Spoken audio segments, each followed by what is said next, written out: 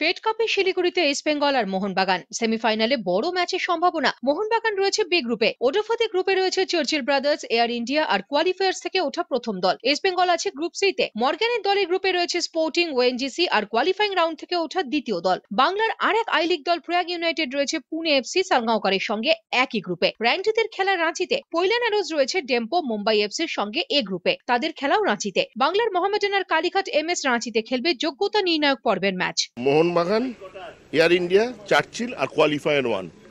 আমাদের শিলিগুড়িতে আমাদের গ্রুপ বি হয়েছে। আর ইস্টবেঙ্গল আছে Sporting de Goa, ONGC, East Bengal আর কোয়ালিফায়ার টু। ওরাও শিলিগুড়িতে আছে। ফেড কাপে আমাদের গ্রুপে পড়েছে আমরা, ওএনজিসি, স্পোর্টিং ডি গোয়া আর কোয়ালিফাই করে চলে আসবে। এদিকে ফেডারেশন কর্তা অঙ্কুর দত্ত জানালেন কেন এবার আসামে হচ্ছে না ফেড কাপ। অ্যাটমসফিয়ার এটা খুব ভালো নেই, এটা টুর্নামেন্ট করবার মতন, সেই জন্য আমরা সেটা চেঞ্জ করাটা উচিত হলো।